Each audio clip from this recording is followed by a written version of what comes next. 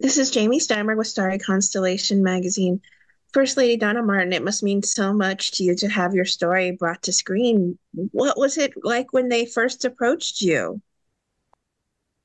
Well, actually, it's been in the making for 10 years. And my husband was approached with it. He has always been the forerunner. I call him John the Baptist. You know the story of Jesus. When John came up, they said, "Are you the Christ, or shall I look for another one?" And John said, "No, I'm not the one. I'm just the forerunner. I'm just one that goes to tell y'all that there's somebody greater than I." So I'm very grateful that my husband was a forerunner after he received the message and realized that God speaks to women. He was the forerunner because I was just the one that was there with the kids and nurturing them. I could not be the one who was out on front because the work was there locally at home. Charity begins at home, then it spreads abroad. It's in the hometown, it's in the ministry, it's all just right there. But say to this point today, I'm just so very grateful. I really don't have words to express it. Every time I've seen it about 8 times, and every time I see this movie, this movement, I get revelation knowledge. It's just like it's the answer to the world. Not only, the foster crisis, it's the answer to all crises in every walk of life. Do I have a word right now to express what I feel about this movie being on the big screen? I gotta speak in tongues. You don't have a word. I don't. Nika, this is such a special film, certainly, and you do such beautiful work on our screen. Talk about working with the children. You work so much hands-on with these beautiful little children, and they've been through so much, certainly, in the storyline as well. Was it difficult for you shaking off a long day of being on set as well? Yeah, it's shaking off a long 3 months of filming, because you don't want to lose that edge, with the day-to-day dealing with the trauma that these kids bring into your home.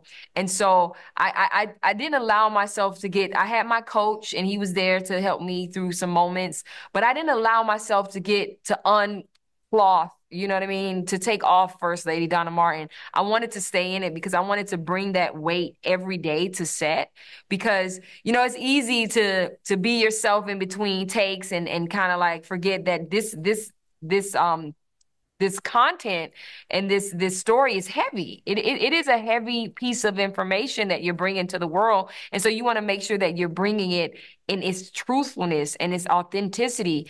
And so yeah, the kids were amazing, absolutely amazing. It's like when I see them now, they're like everybody's tall, and I'm like, oh my gosh, like this is what happens. Kids grow up, and just to have a woman like, First Lady to come in to these kids' lives and show them what that unconditional love, that agape love is, that God love.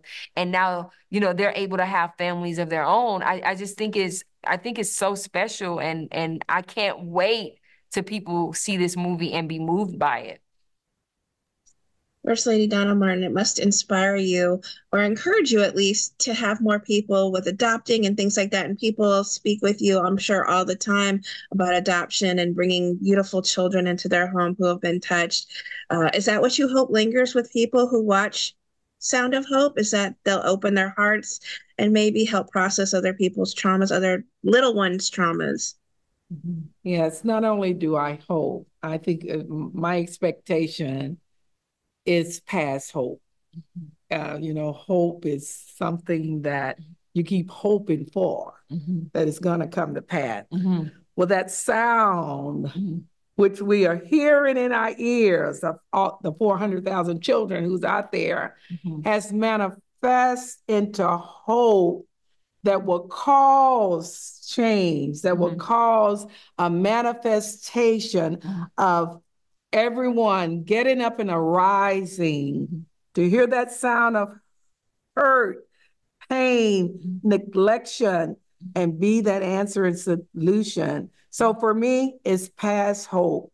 I believe without a shadow of doubt that everyone that is touched by this film even when they don't see it, it's an anointing. It's such an anointing on this film that when you share it, when others have shared it and someone say, I haven't seen it, but I got to go see it. I mean, that's an anointing that will cause change, their change even before they get there to see it. And then when you see it, you see the manifestation. So I believe that this is the answer to the crisis that we deal with. Is that what you hope then lingers, Nika, as well? Is that people are inspired? Yes, of course. I hope people are inspired, people are touched, people are moved, but it's more than that. You know, we need to activate, you know, that feeling and put it into motion. You know, it's a lot of darkness in the world right now, surrounded around kids.